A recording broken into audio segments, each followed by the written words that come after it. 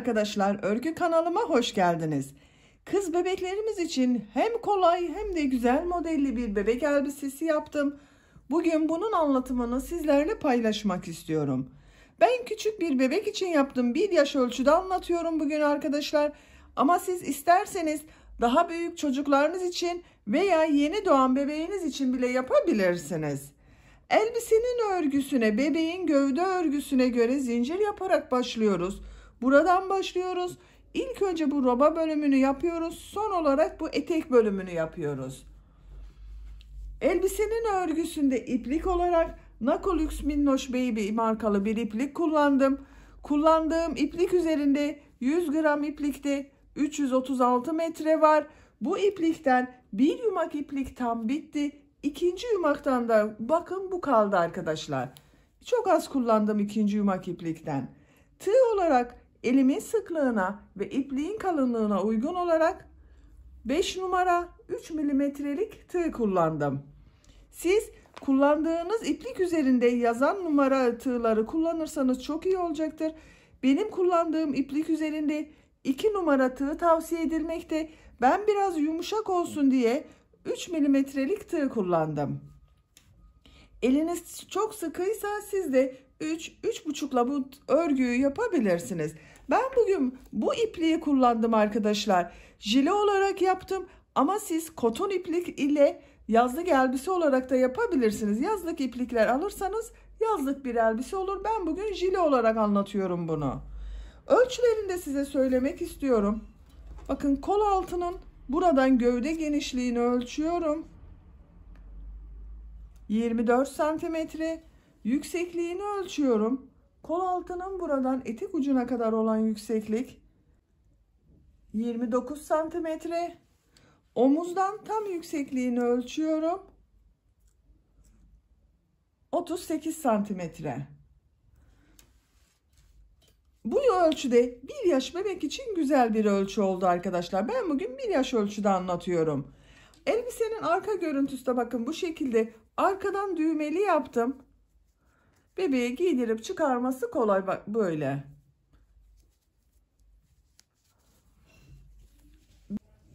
Bel örgüsünün buraya da bakın bir kurdale taktım. Siz bunu taksanız da olur, takmasanız da sade olarak da kullanabilirsiniz. Bu elbiseye takım olarak böyle güzel bir de bolero yaptım bakın. Giydirdiğimiz zaman üzerinde kullanılmak üzere güzel bir bolero yaptım. Siz de bunun gibi bir bolero yapmak isterseniz bu ölçüde 1 yaş ölçü için arkadaşlar anlatımını ben YouTube kanalıma yükledim. Sizler için bu bolero linkini ben bu videonun açıklama bölümüne ekliyorum. Siz izlediğiniz bu videonun açıklama bölümünde bulunan tığ işi bebek bolerosu linkine tıklarsanız bunun gibi güzel bir takım oluşturabilirsiniz. Bakın çok şık oluyor, çok güzel oluyor arkadaşlar. Hazırsanız hep birlikte bu güzel elbisemin örgüsüne başlayalım.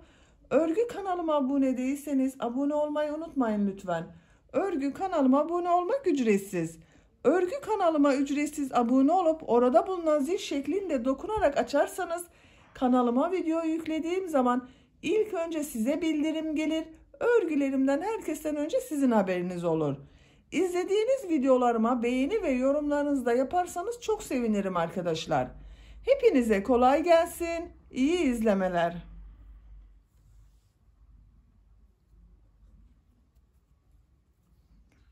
Örgüye zincir yaparak başlıyorum. Zincir yapabilmek için ilk ilmeği yavaş gösteriyorum. Bakın ben bu şekilde yapıyorum. Size nasıl kolay geliyorsa ilk ilmeği öyle yapabilirsiniz. Zincirleri yapmaya başlıyorum.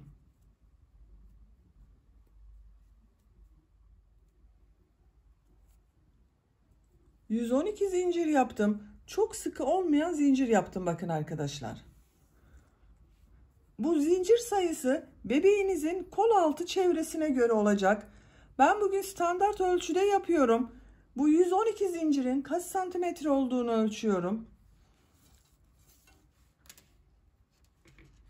Bakın 2 katlı ölçelim. Daha kolay ölçeriz.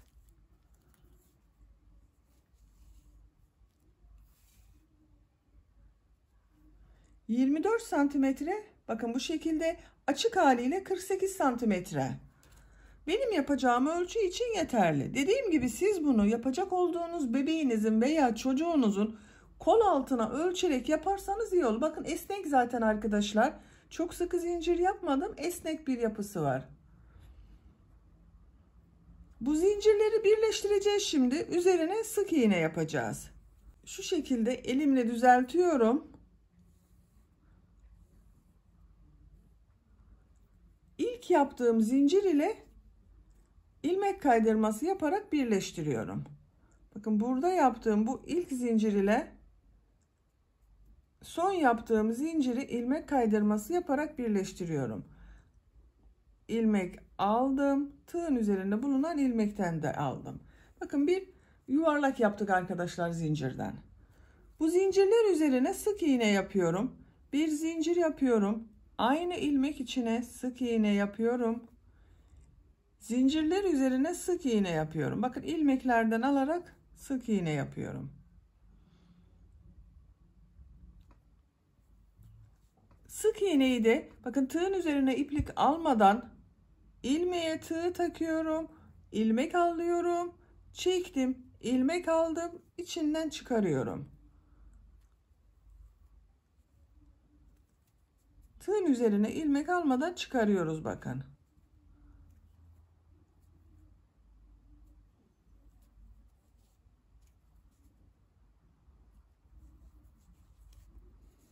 Bu şekilde. Zincirler üzerine sık iğneler yaparak sıra sonuna kadar devam edelim. Zincirler üzerine sık iğne yaparak sıra sonuna kadar tamamladım. Son zincirin üzerine de sık iğne yaptım. Son yaptığım ilmek ile ilk yaptığım bakın sık iğneyi ilmek kaydırması yaparak birleştiriyorum. Bakın sık iğne sırasını birleştirdik arkadaşlar. Bu bir sırada toplam 112 sık iğne var. Bu sıradan itibaren model yerleştirmeye başlıyoruz. Bir zincir yapıyorum. Aynı ilmek içine sık iğne yapıyorum. İpliği tığın üzerine alıyorum. 3 ilmek atlıyorum. 1, 2, 3, 4. ilmek içine 3 trabzan, 2 zincir, 3 trabzan yapıyorum. 1, 2, 3, 2 zincir, aynı ilmek içine 3 trabzan daha yapıyorum.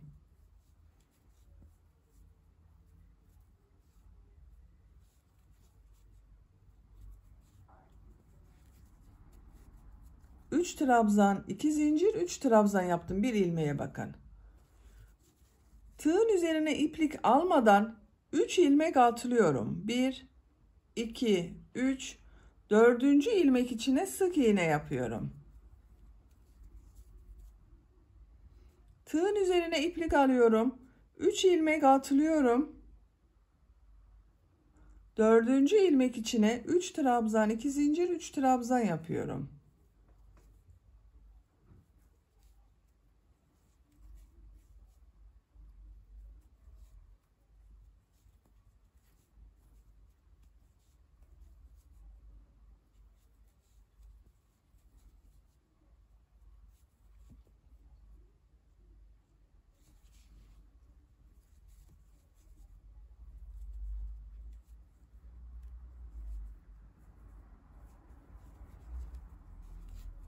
Üç trabzan, 2 zincir, 3 trabzanı yaptım.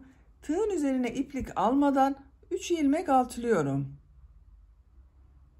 4. ilmek içine sık iğne yapıyorum. Tığın üzerine iplik alıyorum. 3 ilmek atlıyorum. 4. ilmek içine 3 trabzan, 2 zincir, 3 trabzan yapıyorum.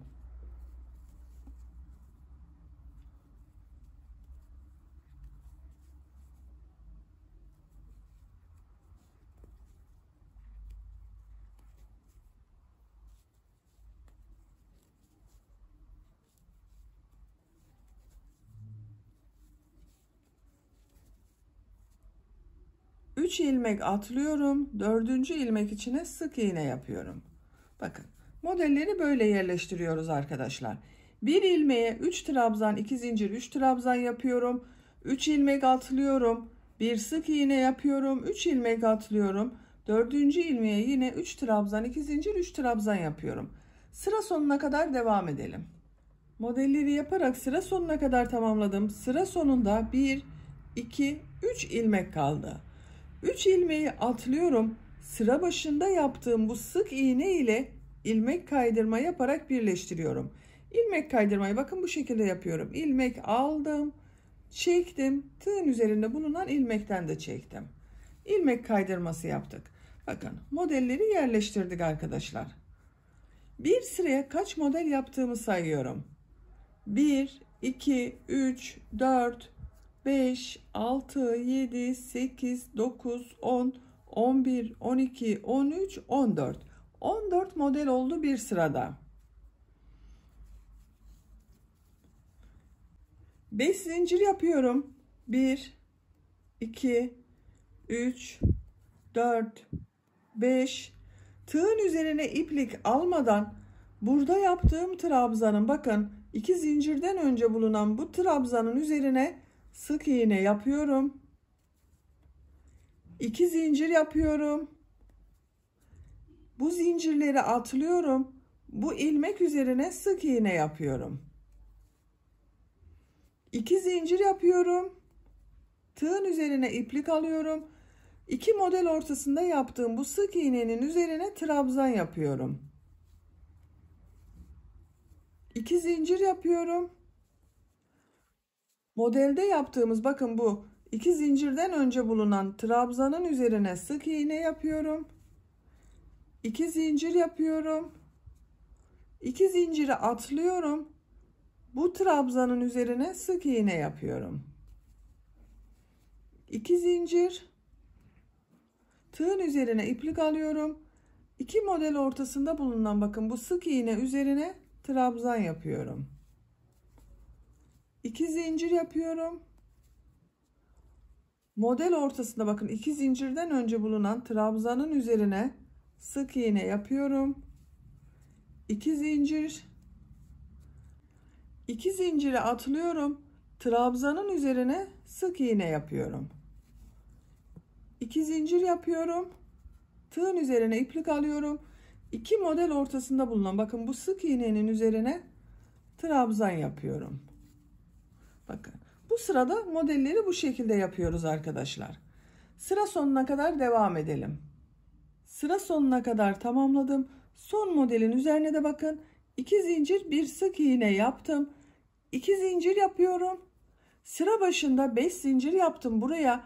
Bunun 3. zincir üzerine 1, 2, 3 ilmek kaydırma yaparak sırayı birleştiriyorum. Bakın arkadaşlar. Aradaki modelle aynı oldu birleştirme yaptığımız yer. Bakın görüntüsü böyle bu sırada. Şimdi tekrar bu 3 trabzan, 2 zincir, 3 trabzan yaptığımız sırayı yapıyoruz. Bir zincir yapıyorum. Aynı ilmek içine sık iğne yapıyorum. Tığın üzerine iplik alıyorum. Bakın trabzanı bu 2 zincirin üzerine yapmıyorum. Bir alt sırada yaptığım bu modelin ortasında bulunan 2 zincirin üzerine yapıyorum. 3 trabzan, 2 zincir, 3 trabzan yapıyorum.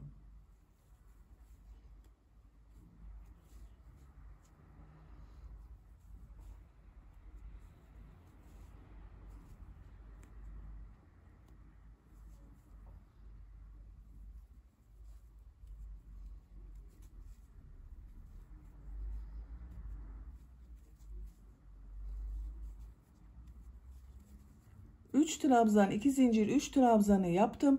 Tığın üzerine iplik almadan bu trabzanın üzerine bakın 2 model ortasında yaptığım trabzan vardı. Sık iğne yapıyorum. Tığın üzerine iplik alıyorum. İkinci modelin bakın bunun üzerine yapmıyorum. Model ortasında yaptığım bu 2 zincirin üzerine 3 trabzan, 2 zincir, 3 trabzan yapıyorum.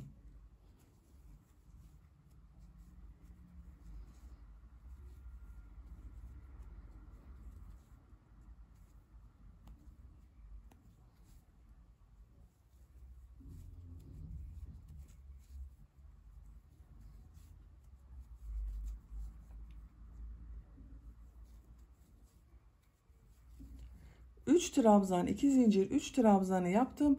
Tığın üzerine iplik almadan bu trabzanın üzerine sık iğne yapıyorum. Tığın üzerine iplik alıyorum. Diğer modeli bakın bir alt sırada yaptığım bu 2 zincirli boşluğa 3 trabzan, 2 zincir, 3 trabzan yapıyorum.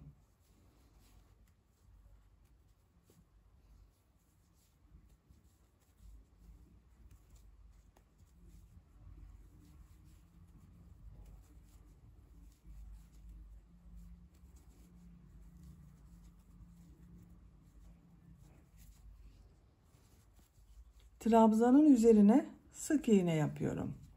Bakın bu sırada da 3 trabzan, 2 zincir, 3 trabzan yapıyoruz. Bir alt sırada yaptığımız bu trabzanın üzerine sık iğne yapıyoruz. Sıra sonuna kadar devam edelim. Modelleri yaparak sıra sonuna kadar tamamladım. Son model ile sıra başında yaptığım bu sık iğneyi ilmek kaydırma yaparak birleştiriyorum. Bakın tığın üzerine iplik almadan sık iğne üzerine tığ taktım, ilmek aldım, çektim. Tığ üzerinde bulunan ilmekten de çektim. Bakın arkadaşlar ikinci model sırasını tamamladık. Toplam 14 model vardı. Bu 14 modelin 7 modelini ön bölüm, 7 modelini arka bölüm için yapacağız. Bu sıradan itibaren ön ve arka bölümleri ayrı ayrı öreceğiz. Bakın buraya bir işaret takalım. Kol altı olacak arkadaşlar burası. 2, 4, 6, 7 model sayıyorum. Diğer kol altında buraya yapıyorum bakın. Bu 7 model ön bölüm için olacak. 7 model de arka bölüm için olacak.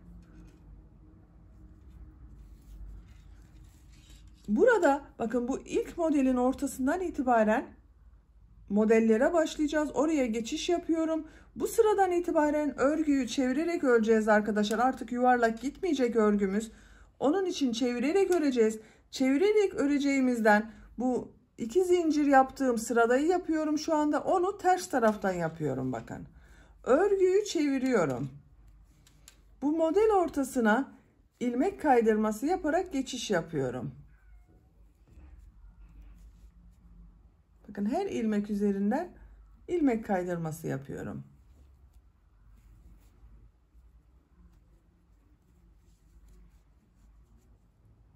Bu trabzanın üzerine de ilmek kaydırması yapıyorum.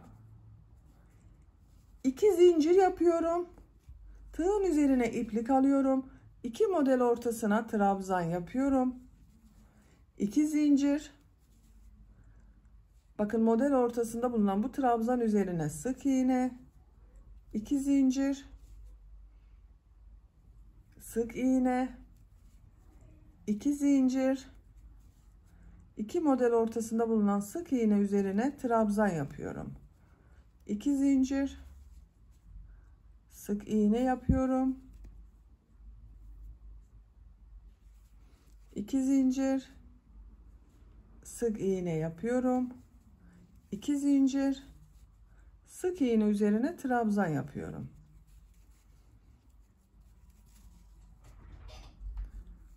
Sık iğne yapıyorum. 2 zincir yapıyorum. Sık iğne yapıyorum. 2 zincir. Sık iğne üzerine trabzan. 2 zincir. Sık iğne yapıyorum. 2 zincir.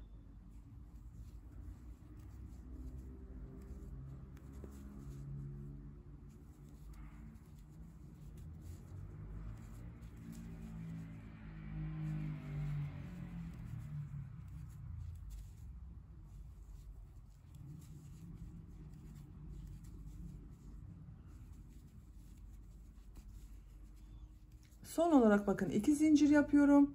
Bu işaret yaptığım yerden önce bulunan bu modelin bu trabzanın üzerine sık iğne yapıyorum. Burada bitiriyorum arkadaşlar. Bakın bu şekilde. Burası ön bölüm için olacak. Buradan örgüyü çevirerek öreceğiz. Bir zincir yapıyorum. Örgüyü çeviriyorum. İlmek kaydırması yaparak bakın bu trabzan yaptığım ilmeğin üzerine geçiş yapıyorum. İlmek kaydırması yapıyorum. trabzanın üzerine ilmek kaydırması yapıyorum. İpliği tığın üzerine alıyorum. 3 trabzan 2 zincir 3 trabzan yaptığım sıradayım. Bir alt sırada yaptığım bu modelin ortasında bulunan 2 zincir üzerine 3 trabzan 2 zincir 3 trabzan yapıyorum.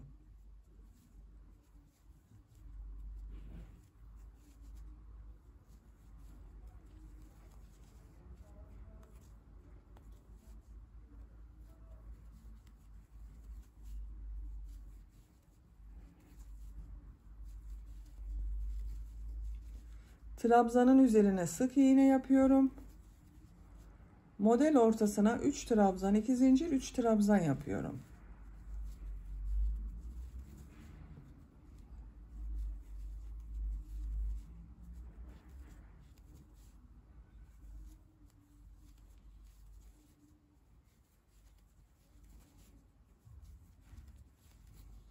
Bu şekilde. Burada bakın trabzan yaptığımız bu ilmeğe kadar, şu ilmek üzerine kadar modelleri yaparak devam edelim. Ön bölümde modelleri yaparak bakın bu trabzanın olduğu yere kadar geldim. Bu trabzanın üzerine de bir sık iğne yapıyorum. Sıra başında bakın sık iğne ile başladım. Sıra sonunda sık iğne ile bitirdim. Ön bölüm için 1, 2, 3, 4, 5 model oldu arkadaşlar. Bu 5 model ile ön bölümün örgüsüne devam edeceğiz. 5 zincir yapıyorum. 1, 2, 3, 4, 5. Örgüyü çeviriyorum. Bakın modelin ortasında bulunan bu 2 zincirden önceki trabzanın üzerine sık iğne yapıyorum. 2 zincir yapıyorum. Trabzanın üzerine sık iğne yapıyorum. 2 zincir yapıyorum. 2 model ortasında bulunan sık iğnenin üzerine trabzan yapıyorum. 2 zincir yapıyorum. Trabzanın üzerine sık iğne yapıyorum. 2 zincir yapıyorum. Trabzanın üzerine sık iğne yapıyorum. 2 zincir yapıyorum. 2 model ortasına trabzan yapıyorum. Bakın bu şekilde. Buraya kadar devam edelim arkadaşlar. Ön bölümü son model üzerine kadar tamamladım. 2 zincir yapıyorum. Burada yaptığım bu sık iğne vardı. Bunun üzerine trabzan yapıyorum. Bakın. Sıra başında da 5 zincir yaptım. Trabzan sırası yaptım. Sıra sonunda da trabzan oldu. Bir zincir yapıyorum. Örgüyü çeviriyorum. Trabzanın üzerine sık iğne yapıyorum. Tığın üzerine iplik alıyorum. 3 trabzan 2 zincir 3 trabzan yaptığımız model sırasını yapıyoruz.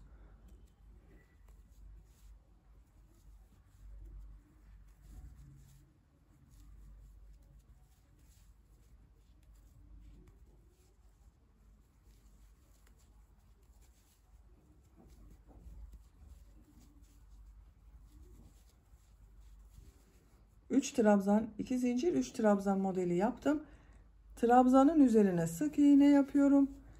Diğer model ortasına da 3 trabzan 2 zincir 3 trabzan yapıyorum.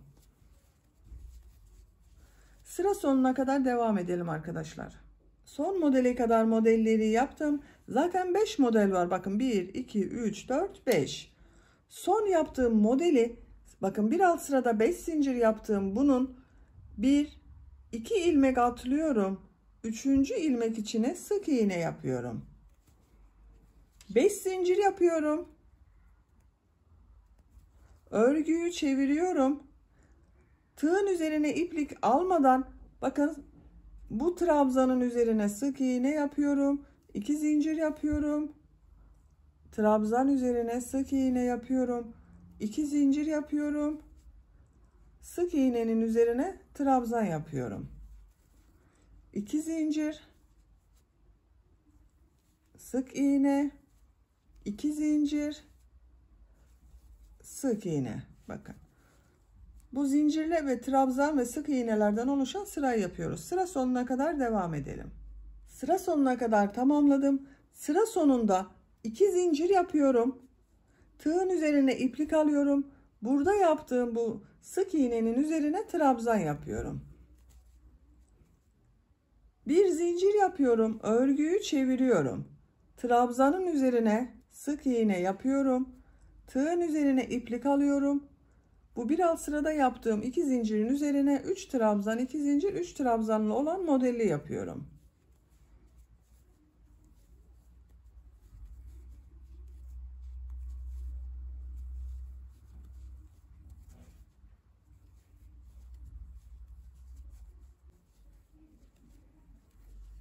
Tığın üzerine iplik almadan trabzan üzerine sık iğne yapıyorum. Diğer modelleri devam ediyorum. Bu şekilde. Modelleri yaparak buraya kadar devam edelim. Modelleri yaparak sıra sonuna kadar tamamladım. Son modeli burada yaptığım 5 zincir vardı. 1, 2 zincir atlıyorum. 3. zincir üzerine sık iğne yapıyorum. Bakın arkadaşlar. 5 model ile 5 sıra olarak tamamladım. 1, 2, 3, 4, 5. Bu sıradan itibaren yaka kesmesi yapacağız bu orta bölümde. 5 zincir yapıyorum. Örgüyü çeviriyorum. Bu trabzanın üzerine sık iğne yapıyorum. 2 zincir yapıyorum. Trabzan üzerine sık iğne yapıyorum. 2 zincir yapıyorum. Sık iğnenin üzerine trabzan yapıyorum. 2 zincir. Bakın bu trabzanın üzerine bir sık iğne yapıyorum. Burada bitiriyorum. Omuzları yapacağız arkadaşlar. Bakın bu şekilde. Buradan geriye dönüş yapacağız. 2 zincir yapıyorum. Örgüyü çeviriyorum. Bu trabzanın üzerine sık iğne yapıyorum.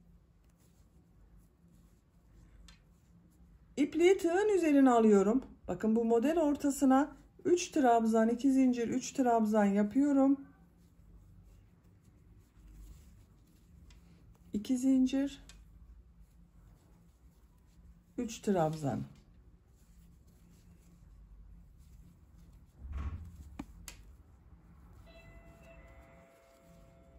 Sıra sonunda 5 zincir vardı. 1, 2 ilmek atlıyorum. 3. ilmeğe sık iğne yapıyorum. Bu şekilde oldu bakın arkadaşlar. 5 zincir yapıyorum. Bakın burası kol tarafı olacak. Örgüyü çeviriyorum. Trabzanın üzerine sık iğne yapıyorum. 2 zincir yapıyorum. Trabzanın üzerine sık iğne yapıyorum. 2 zincir yapıyorum. Tığın üzerine iplik alıyorum. Bu sık iğnenin üzerine trabzan yapıyorum.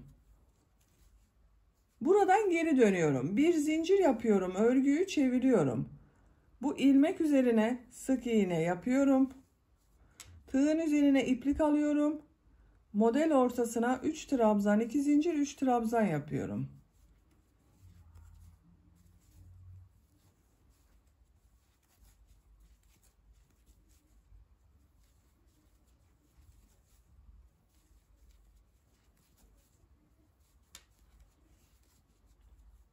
Beş zincir yaptım. 1, 2 ilmek atlıyorum. 3. ilmeğe sık iğne yapıyorum. Bakın arkadaşlar, omuz örgüsü bu bir model ile devam ediyor. 5 zincir yapıyorum. Örgüyü çeviriyorum. Sık iğne yapıyorum. 2 zincir. Sık iğne. 2 zincir. Sık iğnenin üzerine trabzan yapıyorum. Bir zincir yapıyorum. Örgüyü çeviriyorum. Trabzanın üzerine sık iğne yapıyorum. Tığın üzerine iplik alıyorum. Model ortasına 3 trabzan, 2 zincir, 3 trabzan yapıyorum.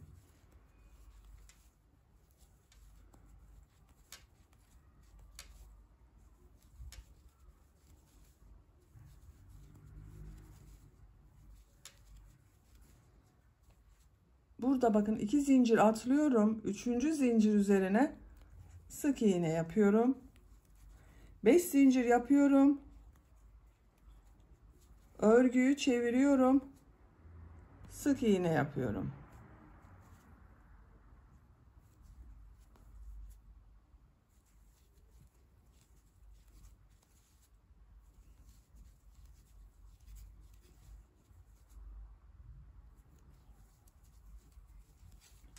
Bu şekilde.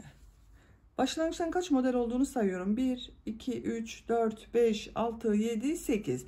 2 model daha yapalım. Toplam başlangıçtan itibaren 10 model sırasına tamamlayalım bu bölümü arkadaşlar. Modelleri tamamladım. Başlangıçtan itibaren sayıyorum bakın. 1, 2, 3, 4, 5, 6, 7, 8, 9, 10 model oldu arkadaşlar. İpliği burada kesiyorum. Bak en son sık iğne yaptım. İpliği kesiyorum. Bak, yaka kesimi yaptığım yerden sonra model sırası olarak omuzlara gelecek olan yeri yaptım. Santimetre olarak da ölçüyorum. Şu şekilde ölçüyorum. 14,5 santimetre yükseklik var. Şimdi diğer tarafı yapacağız bakın. Bunun aynısını buraya da yapacağız.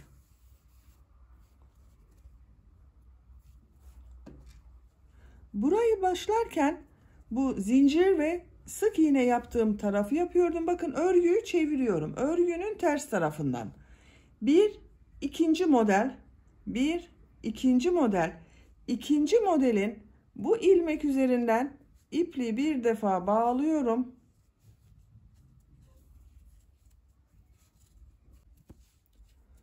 Bu ilmekten bir ilmek yapıyorum. Bir zincir yapıyorum. Aynı ilmek içine sık iğne yapıyorum. 2 zincir yapıyorum. Tığın üzerine iplik alıyorum. 2 model ortasında bulunan sık iğnenin üzerine trabzan yapıyorum. 2 zincir yapıyorum. Trabzanın üzerine sık iğne yapıyorum. 2 zincir yapıyorum. Trabzan üzerine sık iğne yapıyorum. 2 zincir yapıyorum. Tığ üzerine iplik alıyorum. Burada bulunan bakın sık iğnenin üzerine trabzan yapıyorum. Bir zincir yapıyorum. Örgüyü çeviriyorum. İlk ilmek üzerine sık iğne yapıyorum. İpliği tığın üzerine alıyorum. Bu modelin ortasına 3 trabzan, 2 zincir, 3 trabzan yapıyorum.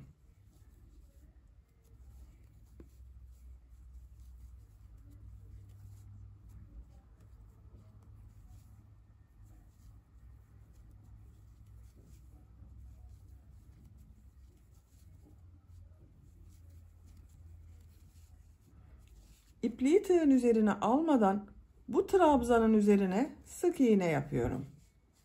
Bakın diğer omuz bölümü de buradan geri dönerek yapacağız arkadaşlar. Bakın burada da bir model ile devam ettim. Burada da aynı şekilde devam ediyorum. 5 zincir yapıyorum.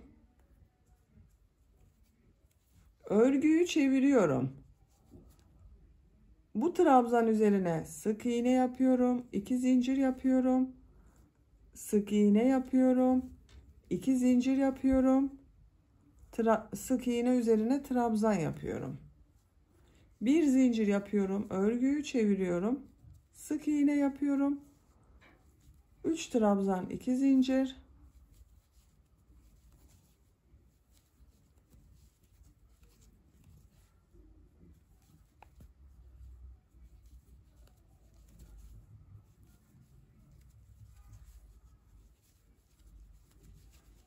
İpliği tığın üzerine almadan burada yaptığım 5 zincirin 1 2 zincir atlıyorum. 3. zincir üzerine sık iğne yapıyorum. 5 zincir yapıyorum. Örgüyü çeviriyorum. Bu ilmek üzerine sık iğne yapıyorum. Bu şekilde devam ediyoruz arkadaşlar. Bunu yaptığımız gibi model sırasını devam edelim, tamamlayalım.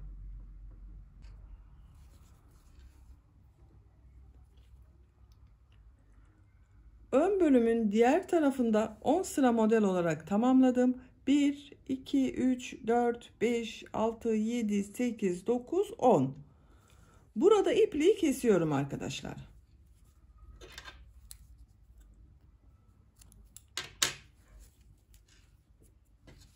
Bakın ön bölümün örgüsünü tamamladık. Yaka kesimini yaptık. Bu şekilde oldu. Omuzlara gelecek olan yerde de birer model ile devam ettim. Şimdi arka bölümün örgüsünü yapacağız. Arka bölümü çeviriyorum. Arka bölümde bakın şu şekilde katladığımız zaman 7 model vardı. 1, 2, 3, dördüncü modelin ortasına işaret yapıyorum. Bakın burada da 1, 2, 3 model var. Buradan başlayacağız arka bölümün örgüsüne. Arka bölümü 2 parça halinde örüyorum. Düğmeli yapacağız arkadaşlar. Bebeğin başına giydirip çıkarması kolay olsun diye. Örgünün ters tarafındayım. Bu zincir yaptığım sırayı yapacağız arkadaşlar. Kol tarafından başlayalım. Bakın ön bölümü bu işaret yaptığım buradan sonra ilk modelin bu ilmek üzerinden başladım. Arka bölümü de bu işaretten sonra olan bu modelin bu ilmekten başlıyorum. İpliği bir defa bağlıyorum. Bu ilmekten bir ilmek yapıyorum. 2 zincir yapıyorum. Tığın üzerine iplik alıyorum. Bu sık iğnenin üzerine trabzan yapıyorum. 2 zincir, sık iğne, 2 zincir, sık iğne, 2 zincir, trabzan yapıyorum. Bu işaret yaptığımız yere kadar modelleri aynı şekilde devam ediyorum.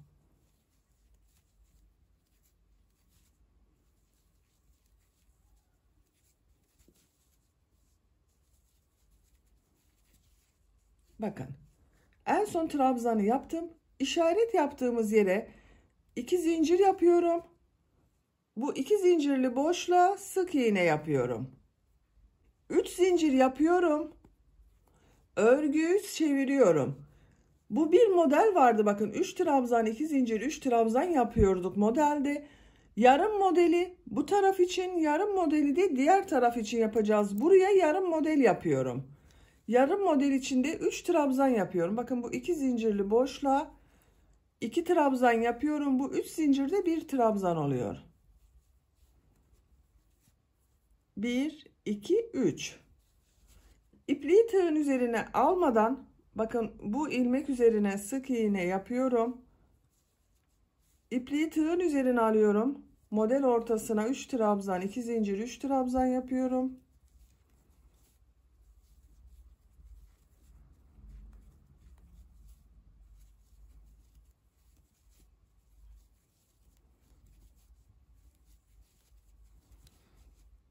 Trabzanın üzerine sık iğne yapıyorum. Model üzerine 3 trabzan, 2 zincir, 3 trabzan yapıyorum.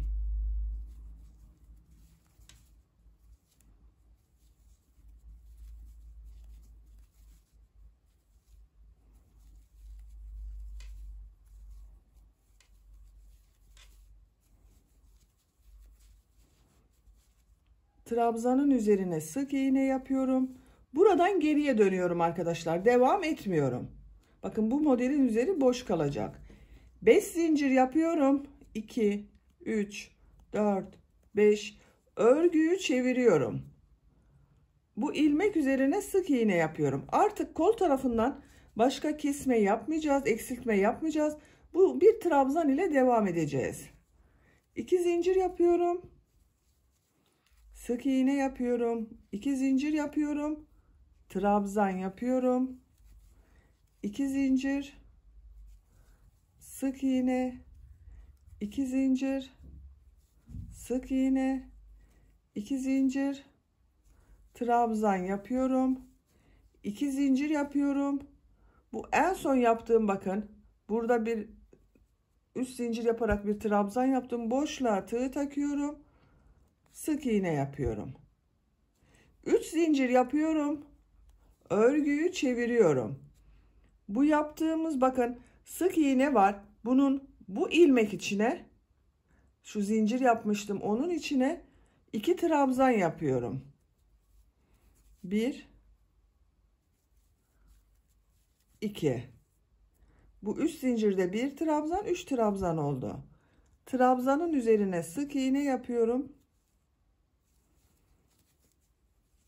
Model ortasına 3 trabzan, 2 zincir, 3 trabzan yapıyorum.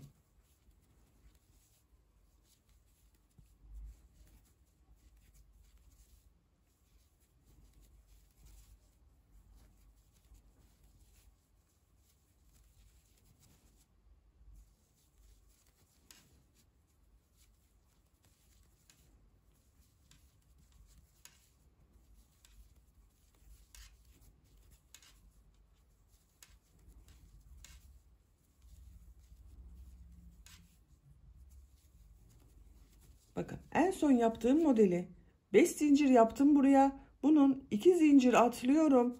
3. zincir üzerine sık iğne yapıyorum. 5 zincir yapıyorum. Örgüyü çeviriyorum. Sık iğne yapıyorum. 2 zincir, sık iğne, 2 zincir, trabzan, 2 zincir, sık iğne, 2 zincir, sık iğne, 2 zincir, trabzan, 2 zincir yapıyorum. Bu 3 zincir yaptığım, bakın bu boşluğa sık iğne yapıyorum. 3 zincir yapıyorum, buradan geriye dönüyorum. Bu bakın sık iğnenin altında bulunan boşluğa 2 trabzan yapıyorum. 1 2 yaptığım trabzanı bunun üzerine sık iğne olarak tutturuyorum. Bakın burada arka bölümün ortasında yarım model olarak 3 trabzan şeklinde devam ediyoruz arkadaşlar. Kol tarafından da bu zincirler ile devam ediyoruz. Bakın bu şekilde düz devam ediyoruz. Arka bölümün örgüsünü bu 2 tam model, 1 yarım model şeklinde 9 sıra olarak tamamlayalım. Arka bölümün örgüsünü 2,5 model ile 9 sıra olarak tamamladım. 1 2 3 4 5 6 7 8 9. 9 sıra model sırası oldu. 10. sıradayız. Ön bölümleri bakın 1 2 3 4 5 6 7 8 9 10 sıra yaptım. Arka bölümü de 10 sıra yapacağız. 10. sırayı yarım yapacağız. Bakın buraya kadar yapacağız. Buradan geriye döneceğiz. En son sık iğne yaptım. 5 zincir yapıyorum. 2 3 4 5 örgüyü çeviriyorum. Sık iğne yapıyorum. 2 zincir, sık iğne yapıyorum. 2 zincir, trabzan yapıyorum. 2 zincir yapıyorum. Bu ilmek üzerine sık iğne yapıyorum. 2 zincir yapıyorum. Örgüyü çeviriyorum. Bu ilmek üzerine bakın trabzan yaptım. Trabzanın üzerine sık iğne yapıyorum. Burası arka bölüm oldu bakın arkadaşlar. Boyuna gelecek olan yer. İpliği tığın üzerine alıyorum. Bunun üzerine 3 trabzan, 2 zincir, 3 trabzan model yapıyorum. 3 2 zincir,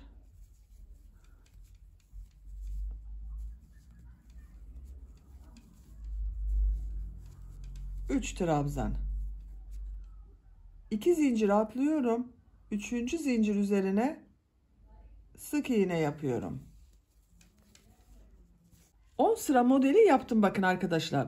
10. sıra modeli tek model olarak yaptım. 1 2 3 4 5 6 7 8 9 10. Şimdi bu arka bölüm ile burada yaptığım ön bölümü birleştireceğiz. Omuzlardan birleştireceğiz.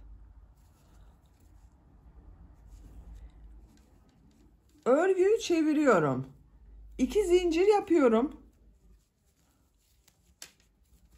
Şöyle bakın. Örgüyü çevirdim. 2 zincir yapıyorum. Ön bölümün şu şekilde yerleştiriyorum. Bakın kol tarafı olacak burası. Tığın üzerine iplik alıyorum. Ön bölümün kol tarafında bulunan bu sık iğne üzerine trabzan yapıyorum. 2 zincir yapıyorum. Bu ilmeğe tığ takıyorum. Karşıdan da bakın ön bölümde bulunan bu ilmeğe tığ taktım. Sık iğne yapıyorum. 2 zincir yapıyorum. Bu ilmeğe tığ takıyorum. Karşıdan da bu ilmeğe tığ takıyorum. 2 zincir yapıyorum. Tığın üzerine iplik alıyorum. Bu trabzanın üzerinde bulunan bakın sık iğnenin üzerine trabzan yapıyorum. Tığın üzerine iplik alıyorum. ön bölümde bulunan bu sık iğnenin üzerine de bir trabzan yapıyorum.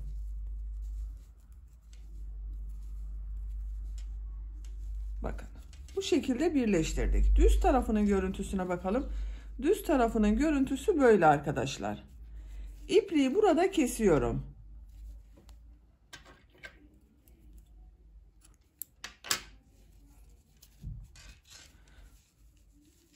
Bakın.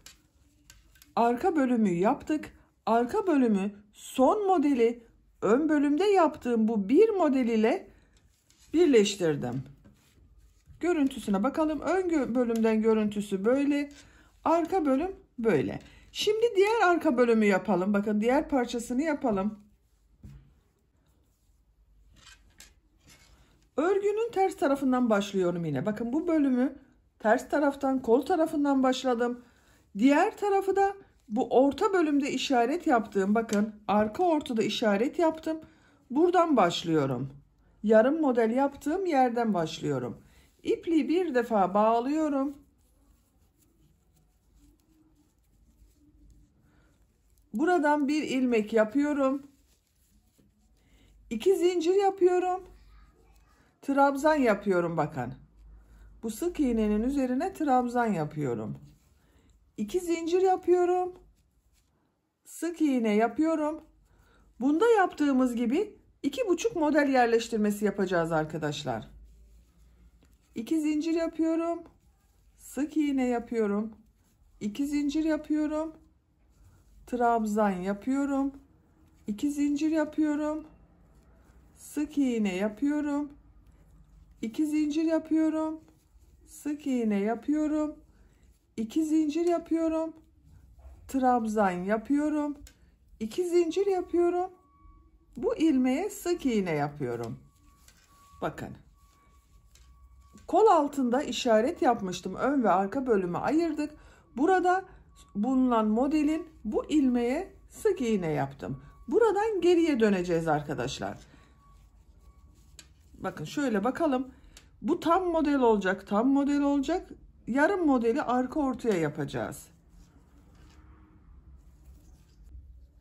2 zincir yapıyorum. Örgüyü çeviriyorum.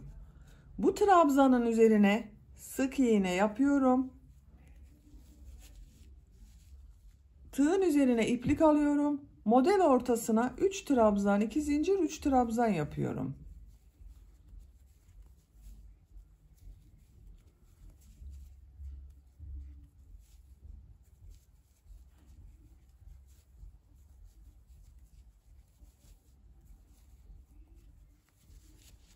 Trabzanın üzerine sık iğne yapıyorum. Model üzerine 3 trabzan, 2 zincir, 3 trabzan yapıyorum.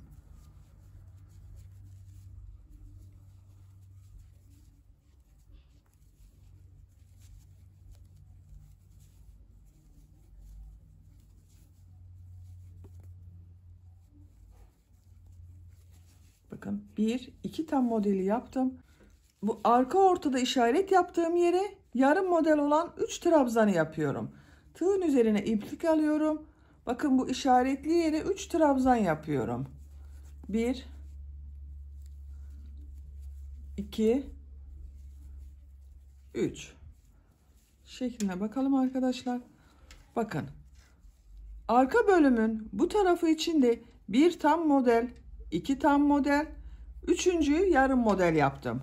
Burada da aynı şekilde 2 tam, bir yarım model yaptım. Burada da aynı oldu. Bir zincir yapıyorum, örgüyü çeviriyorum. İlk ilmek üzerine sık iğne, 2 zincir yapıyorum. Trabzan yapıyorum.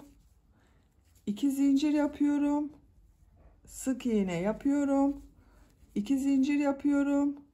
Sık iğne yapıyorum. 2 zincir yapıyorum. Trabzan yapıyorum. 2 zincir yapıyorum. Sık iğne yapıyorum. 2 zincir. Sık iğne. 2 zincir yapıyorum. Bakın bu sık iğnenin üzerine trabzan yapıyorum. Bir zincir yapıyorum. Örgüyü çeviriyorum. İlk ilmek üzerine Bakın trabzanın üzerine sık iğne yapıyorum. İpliği tığın üzerine alıyorum. Model ortasına 3 trabzan, 2 zincir, 3 trabzan yapıyorum.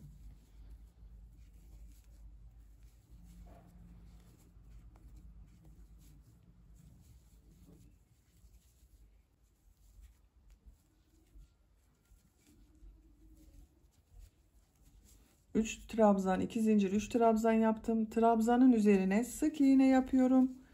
Diğer model ortasına da 3 trabzan, 2 zincir, 3 trabzan yapıyorum.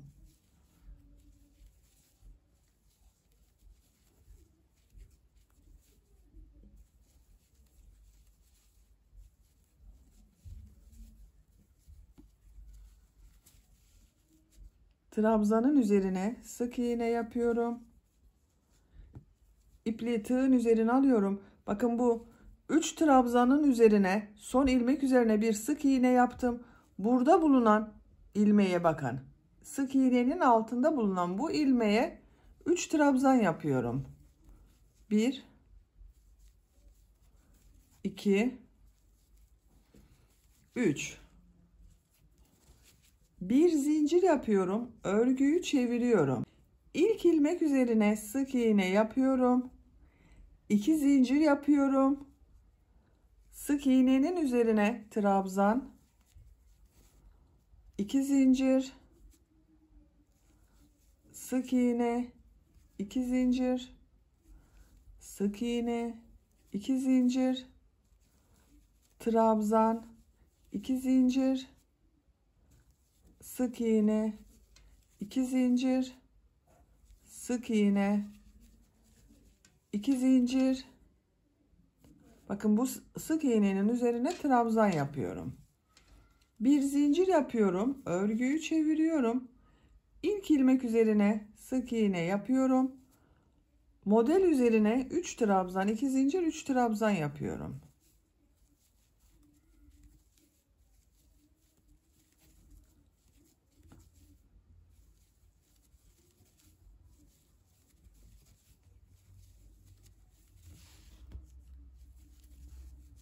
Trabzanın üzerine sık iğne yapıyorum.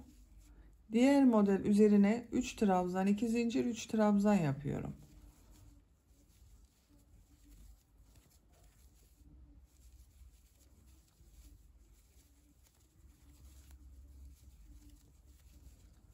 Trabzanın üzerine sık iğne yapıyorum.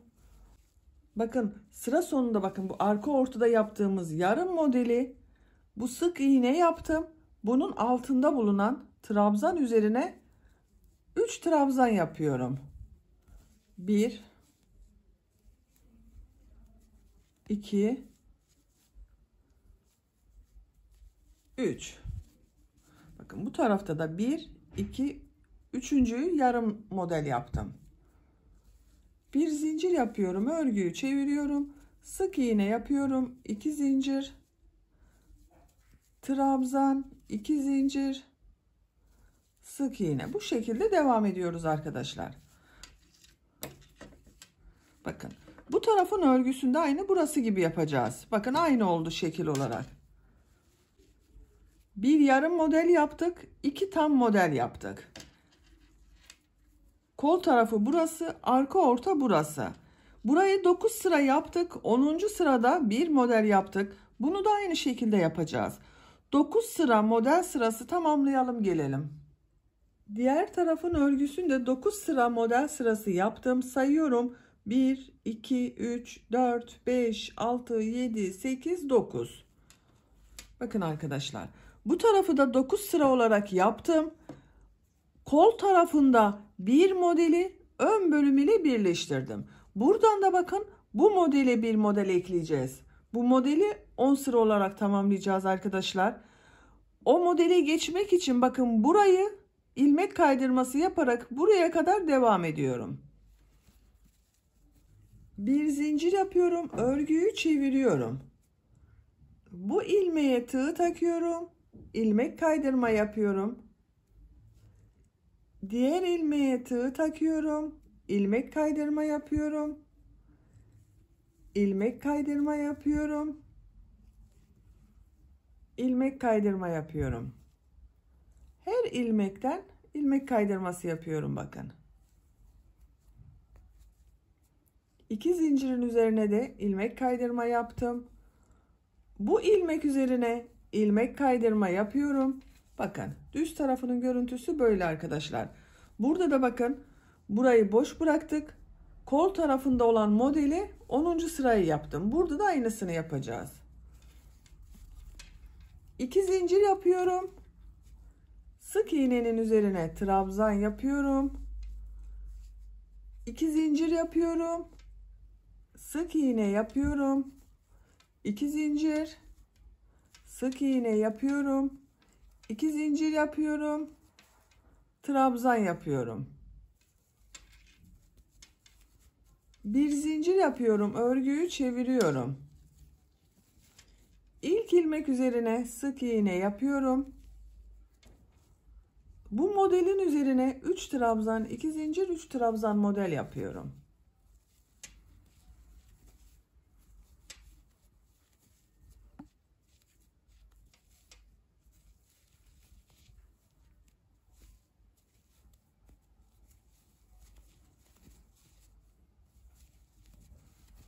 Üç trabzan, 2 zincir, 3 trabzanı yaptım. Bu ilmek üzerine sık iğne yapıyorum. Bakın 10. sırada da modeli tamamladık. Burası 10 sıra oldu. 1, 2, 3, 4, 5, 6, 7, 8, 9, 10. Şimdi örgünün ters tarafından bu ön bölüm ile birleştiriyoruz. Bakın şu şekilde örgüyü çevirelim. Örgünün ters tarafı. 2 zincir yapıyorum. Bu 2 zincir bir trabzan oluyor. Tığın üzerine iplik alıyorum. Ön bölümün bakın ters tarafından yaka tarafında. Bakın ön bölümün yaka tarafında bulunan bu sık iğnenin üzerine bir trabzan yapıyorum. 2 zincir yapıyorum.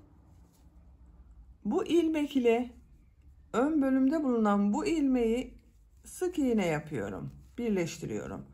2 zincir yapıyorum. Arka bölümün bu ilmek ile ön bölümde bulunan bu ilmeği sık iğne şeklinde birleştiriyorum. 2 zincir yapıyorum. Bu sık iğnenin üzerine trabzan yapıyorum. İpliği tığın üzerine alıyorum. Ön bölümde bulunan bakın bu ilmek üzerine bir trabzan yapıyorum. İpliği kesiyorum.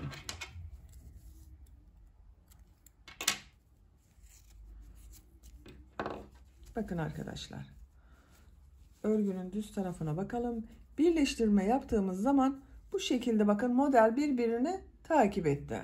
Omuzdan birleştirme yaptık. Roba bölümünü tamamladık bakın. Bu şekilde arka bölümün görüntüsü de böyle oldu.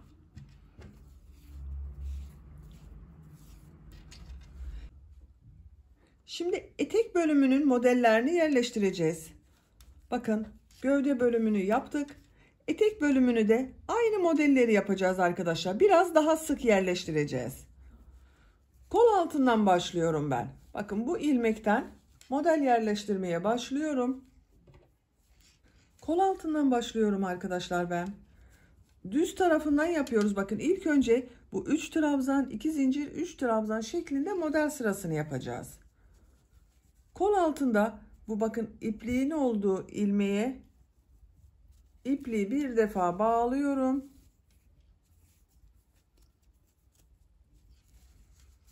Bu ilmekten ilmek yapıyorum. Bir zincir yaptım, sağlamlaştırdım. Tığın üzerine iplik alıyorum. Bir ilmek atlıyorum. İkinci ilmek bakın. Üzerine 3 trabzan, 2 zincir, 3 trabzan yapıyorum. 1 2 3 2 zincir. Aynı ilmeğe 3 trabzan daha yapıyorum.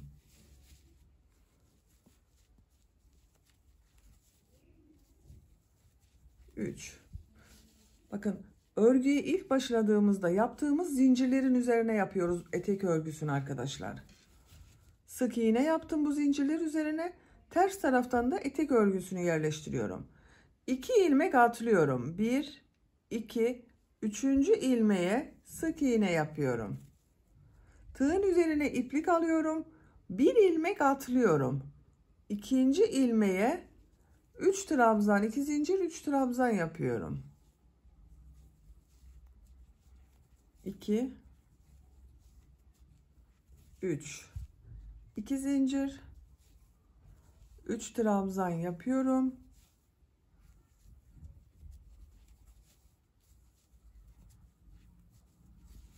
Aynı ilmeğe 3 trabzan, 2 zincir, 3 trabzan yaptım. Tığın üzerine iplik almadan 1, 2 ilmek atlıyorum. 3. ilmeğe sık iğne yapıyorum. Tığın üzerine iplik alıyorum. 1 ilmek atlıyorum. 2. ilmeğe 3 trabzan, 2 zincir, 3 trabzan yapıyorum.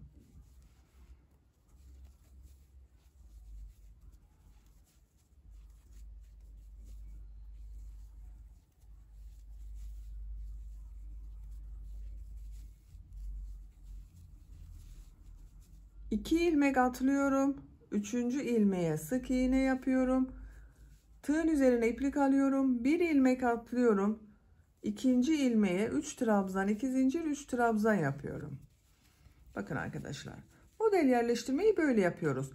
Etek bölümünün örgüsünü, bu gövde bölümünü yaptığımız model yerleştirmesinden bakın daha sık yapıyoruz. Biraz dökümlü olsun istiyorum etek bölümü. Modelde yaptığımız ilmekten sonra 2 ilmek atlıyoruz.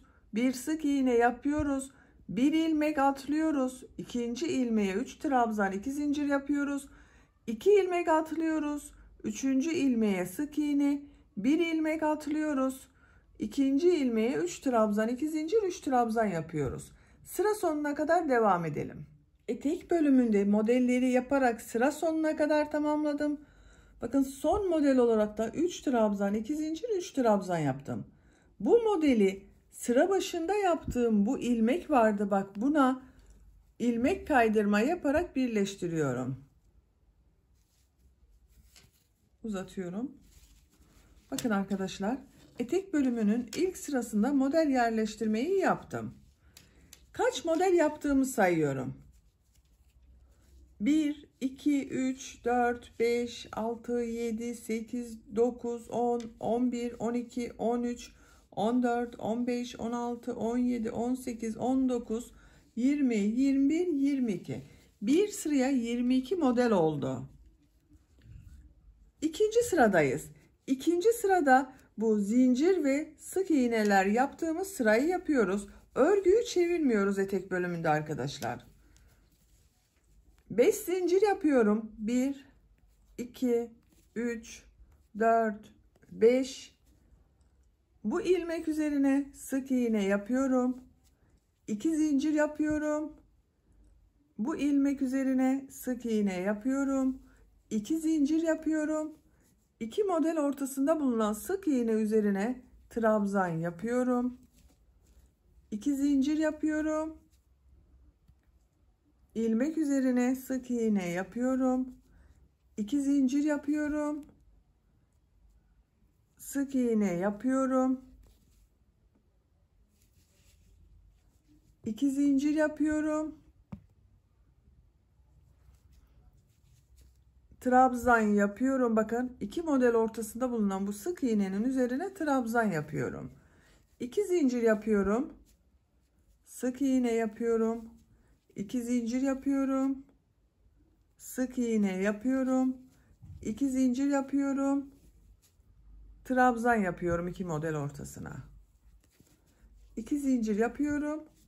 Sık iğne yapıyorum. Bakın, görüntü olarak böyle oluyor. Sıra sonuna kadar devam edelim. Sıra sonuna kadar tamamladım. Sıra sonunda bulunan model üzerine de bakın. Bir sık iğne yaptım, 2 zincir yaptım, bir sık iğne yaptım. 2 zincir yapıyorum. Sıra başında 5 zincir yaptım. 1, 2 zincir atlıyorum. 3. zincir üzerine ilmek kaydırma yaparak sırayı birleştiriyorum. Bakın, burayı birleştirdik arkadaşlar. Görüntüsü böyle oldu bu sırada. Şimdi tekrar bu 3 trabzan, 2 zincir, 3 trabzan yaptığımız sıradayız. Bir zincir yapıyorum. Aynı ilmek içine sık iğne yapıyorum. İpliği tığın üzerine alıyorum. Model ortasında bulunan bakın bu 2 zincirli boşluğa 3 trabzan, 2 zincir, 3 trabzan yapıyorum. 1 2 3 2 zincir, 3 trabzan daha yapıyorum.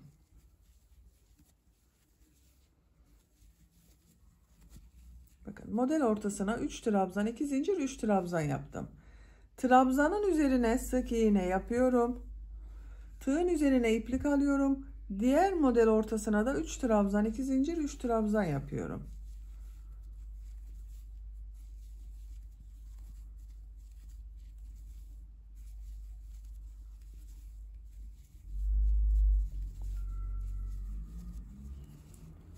Trabzanın üzerine sık iğne yapıyorum. Tığın üzerine iplik alıyorum. Diğer model ortasına da 3 trabzan, 2 zincir, 3 trabzan yapıyorum. Modeller bu şekilde devam ediyor. Bakın arkadaşlar. Model ortasına 3 trabzan, 2 zincir, 3 trabzan yapıyoruz. Trabzanın üzerine sık iğne, diğer model üzerine de 3 trabzan, 2 zincir, 3 trabzan yapıyoruz. Sıra sonuna kadar devam edelim. Modelleri sıra sonuna kadar tamamladım. Son yaptığım modeli sıra başında yaptığım bu sık iğne ile ilmek kaydırma yaparak birleştiriyorum. Bakın sırayı birleştirdim arkadaşlar. 5 zincir yapıyorum. 1 2 3 4 5. Bu trabzanın üzerine sık iğne yapıyorum. 2 zincir yapıyorum. Sık iğne yapıyorum. 2 zincir. Sık iğne üzerine trabzan yapıyorum. 2 zincir. Sık iğne, 2 zincir. Sık iğne. Bakın. Bu şekilde zincirli sırayı yapıyoruz bu sırada arkadaşlar. Etek bölümüne bakalım. Bakın görüntü olarak böyle oluyor. Eteğin örgüsü bu iki sıranın tekrarından oluşacak. Bir sırada şimdiki yaptığımız bu zincir, sık iğne ve trabzan sırasını yapıyoruz. Bir sonraki sırada da 3 trabzan, 2 zincir, 3 trabzan yapıyoruz. Trabzan üzerine sık iğne yapıyoruz. Bu iki sıranın tekrarıyla eteğin örgüsüne devam edelim. Model sırasını tekrarlayarak etek yüksekliğini yapacağım ölçüye kadar tamamladım. Kaç sıra model yaptığımı sayıyorum arkadaşlar. 1, 2, 3, 4, 5, 6, 7, 8, 9, 10, 11, 12, 13, 14, 15. 15 sıra model yaptım. Santimetre olarak da ölçüyorum. Bakın model başladığım sıradan bittiği yere kadar 24 santimetre yükseklik var.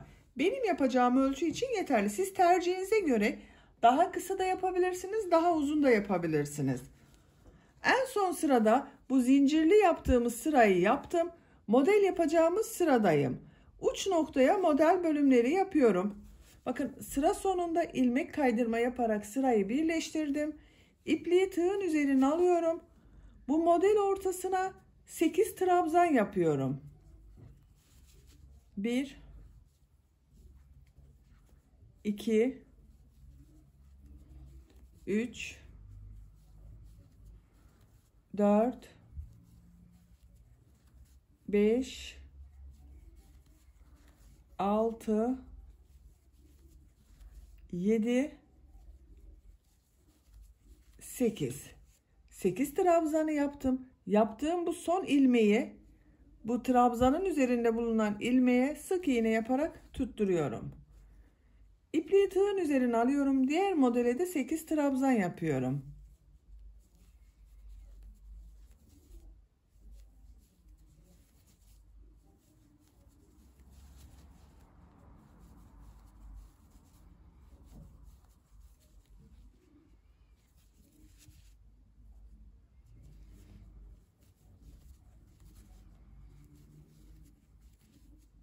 trabzanın üzerine sık iğne yapıyorum.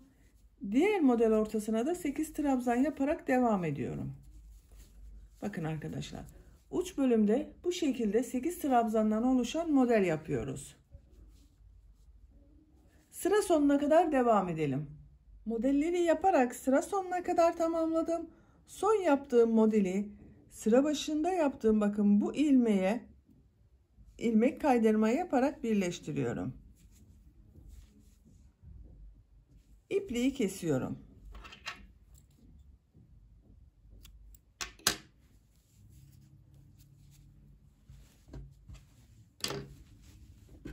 Bakın. Birleştirme yaptığımız yer böyle. İpliği örgünün ters tarafına çekiyorum. Bakın şu şekilde.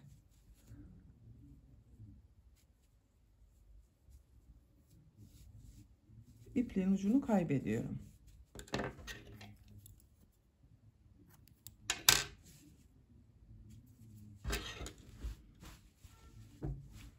Bakın, etek bölümünün örgüsünü tamamen bitirdik böylece.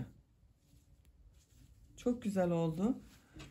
Şimdi bu yaka çalışmasını yapalım. Bu yakanın çevresinden ve kol çevresinden sık iğne yapıyorum. Yakanın sık iğne çalışmasına buradan başlıyorum arkadaşlar, bakın. Bu yaka başlangıcının buradan başlıyorum.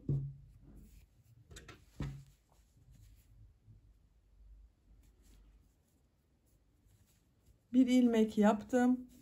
Sağlamlaştırıyorum. Aynı ilmeğe sık iğne yapıyorum. Diğer, bakın, ilmekleri de sık iğne yapıyorum. Trabzan aralığına 2 sık iğne yapıyorum. Buraya bir sık iğne yapıyorum. Bu trabzan sırası var. Bakın, bunlara 2 sık iğne yapıyorum. O zaman güzel denk geliyor.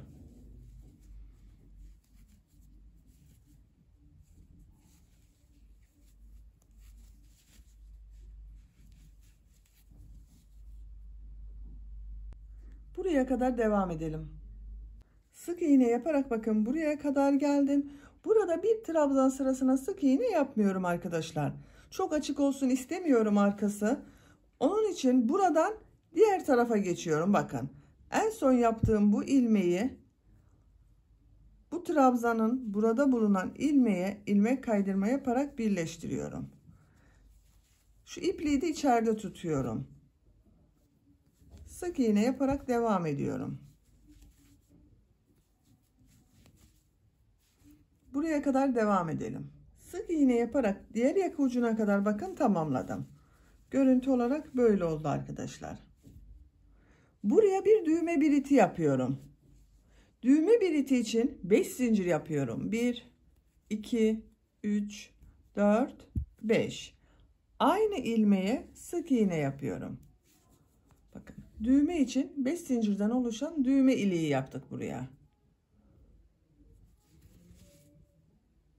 Bu son ilmek üzerine sık iğne yapıyorum. Diğer ilmekleri de sık iğne yaparak devam ediyorum. Her ilmeğe bir sık iğne yapıyorum.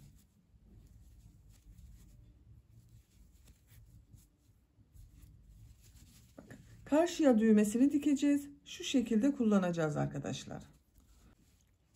Yakanın çevresinde sık iğneler yapalım. Bu ön yakada da arkadaşlar sık iğneler yapacağız. Başladığımız yere kadar devam edelim. Yakanın çevresinde sık iğneler yaparak, bakın, başladığımız yere kadar tamamladım. Görüntü olarak böyle oldu arkadaşlar.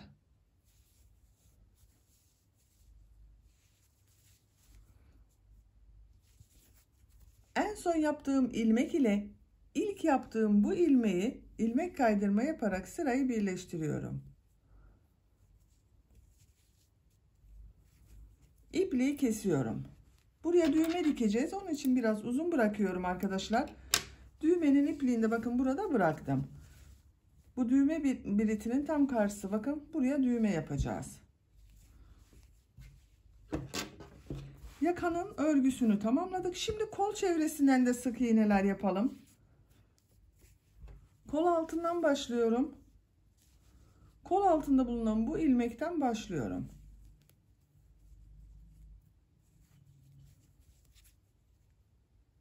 sık iğne yapıyorum. Her ilmeğe bir sık iğne yapıyorum.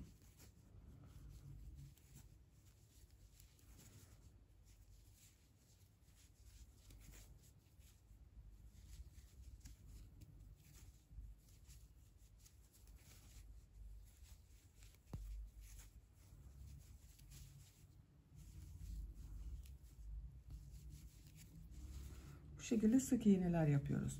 Kol çevresinde sık iğneler yaparak buraya kadar devam edelim. Kol çevresinde sık iğne yaparak sıra sonuna kadar tamamladım. Bu son ilmek ile ilk ilmeği ilmek kaydırma yaparak sırayı birleştiriyorum. Bakın arkadaşlar, bir sıra sık iğne yaptık kol çevresinden, görüntü böyle oldu. Siz kolu bu şekilde bırakabilirsiniz isterseniz, ama ben bir sıra daha sık iğne yapmak istiyorum. Kol bölümü daha belirgin olsun istiyorum. Bir zincir yapıyorum. Aynı ilmeğe sık iğne yapıyorum. Diğer ilmekleri de sık iğne yaparak devam ediyorum.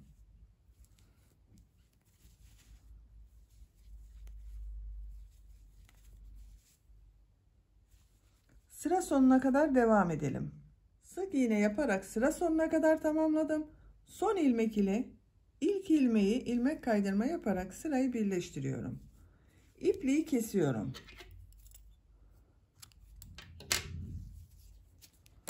Bakın arkadaşlar, kol çevresinde 2 sıra sık iğne yaptım. Görüntü olarak böyle oldu.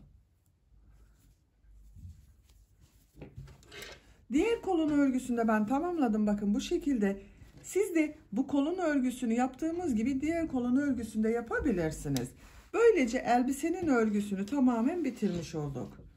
Bakın çok güzel ve çok şık oldu. Hem de çok kolay bir model. Arka örgüsüne bakalım. Bakın bu şekilde düğme iliği yaptığım yerin tam karşısına, bakın buraya bir tane düğme diktim. Şu şekilde takabiliyorum.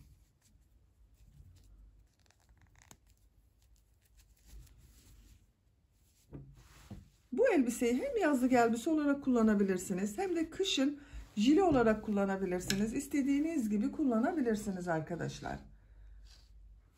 Ölçülerini size söylüyorum bitmiş olarak. Kol altının buradan bakın gövde genişliğini ölçüyorum. 24 santimetre. Yüksekliğini ölçüyorum. Omuzdan etek ucuna kadar olan yükseklik